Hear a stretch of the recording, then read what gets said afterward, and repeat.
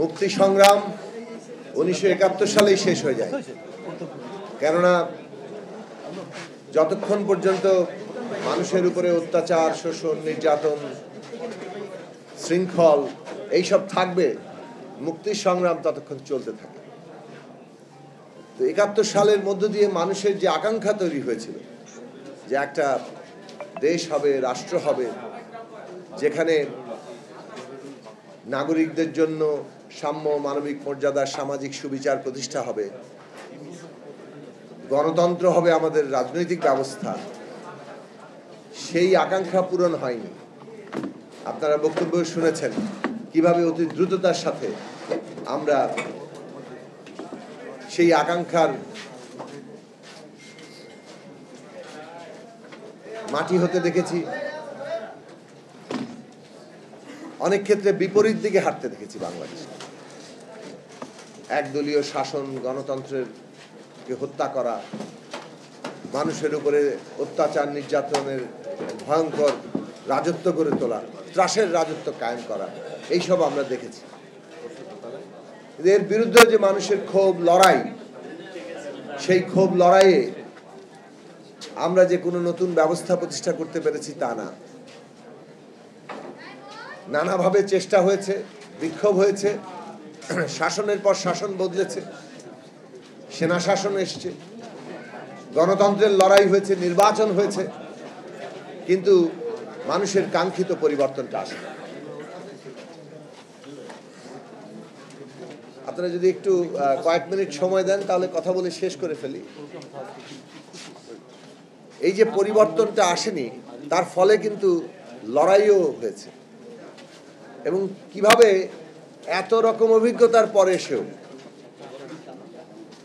যে দলটি তত্ত্বাবধায়ক সরকারের দাবি করলো, তত্ত্বাবধায়ক সরকার ব্যবস্থা প্রতিষ্ঠা হলো একভাবে, কিন্তু তারপরে নিজেরাই তারা তত্ত্বাবধায়ক ব্যবস্থা বাতিল করে দিল।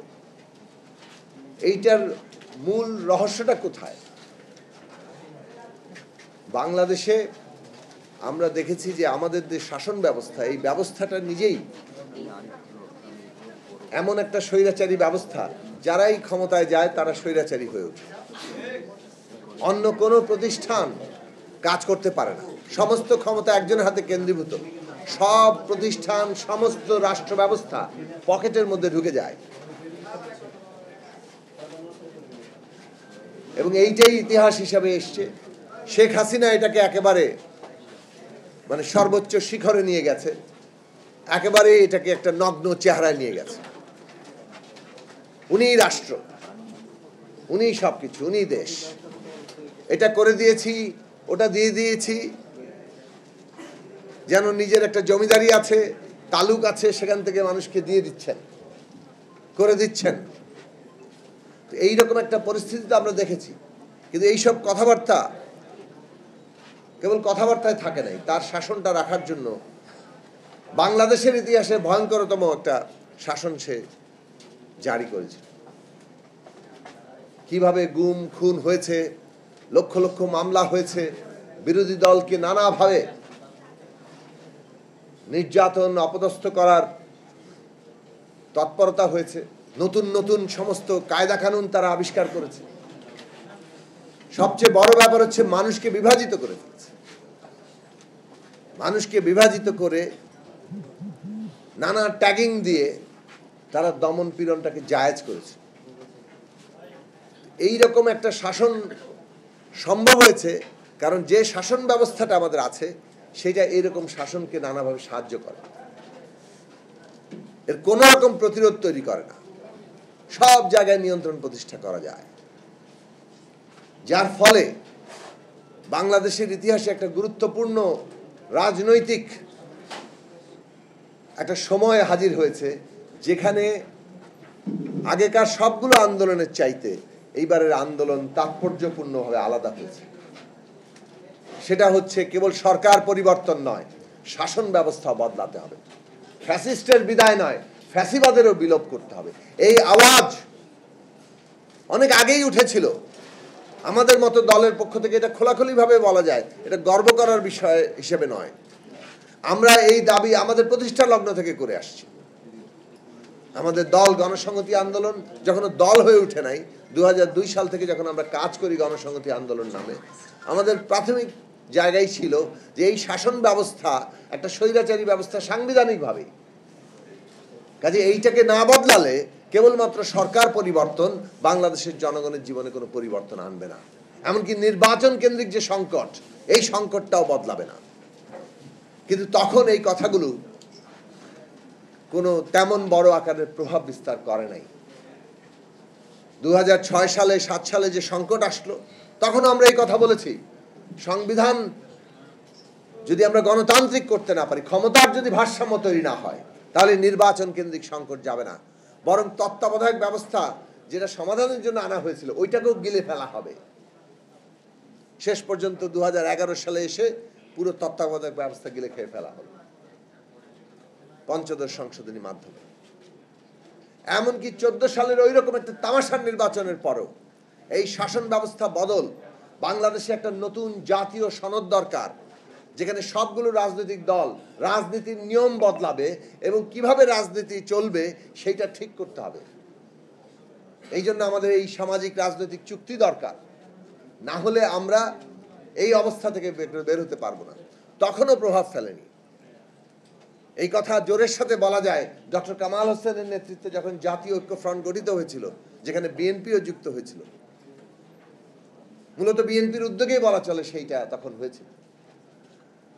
সেই কনভেনশনে আমরা এই কথা বলেছিলাম যে আমাদের নতুন একটা সামাজিক রাজনৈতিক চুক্তি দরকার, একটা নতুন জাতীয় সনদ দরকার, যেখানে আমরা এই শাসন ব্যবস্থা বদলাতে পারব। কারণ এইটা টিকিয়ে রেখে কেবল একটি নির্বাচন এই অবস্থা থেকে আমাদের মুক্ত করবে না। 18 সালের নির্বাচনের আগেও এটা প্রধান রাজনৈতিক প্রশ্ন হয়নি। 18 সালের নির্বাচনে যখন সকল রাজনৈতিক দল অংশ নিল, বাংলাদেশের ইতিহাসে সব রাজনৈতিক দল অংশ নেওয়ার পরে ওই রকম একটি রাতের ভোট ডাকাতের নির্বাচন, মধ্যরাতের নির্বাচন, এইটা আর কখনো ঘটে নাই। এই ভয়ঙ্কর চেহারা কখনো দেখা যায় নাই।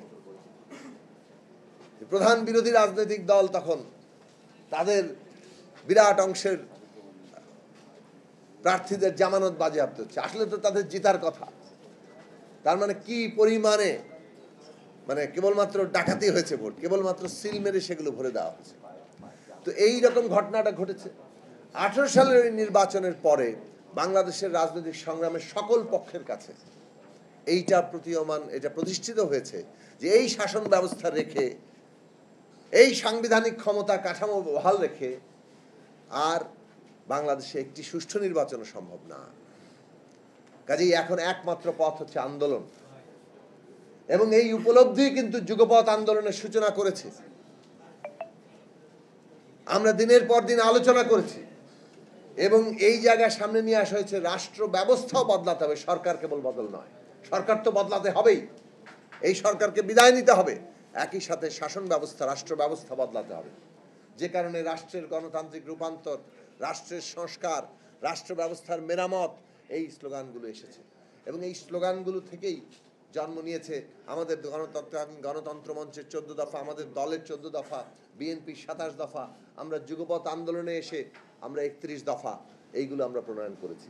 এবং সেইখানের মূল কথা ছিল যে আমাদের শাসন ব্যবস্থার যে মধ্যে যে ক্ষমতার কাঠামো, যেটা স্বৈরাচারী, যেটা এককেন্দ্রিক, সব ক্ষমতা এক ব্যক্তির হাতে, ওই ব্যক্তি যেই হোক না কেন সে পুরো রাষ্ট্রটাকে পকেটে ঢুকিয়ে জনগণের উপর ত্রাসের রাজত্ব কায়েম করতে পারে, সেইটাকে আমাদের বদলাতে হবে।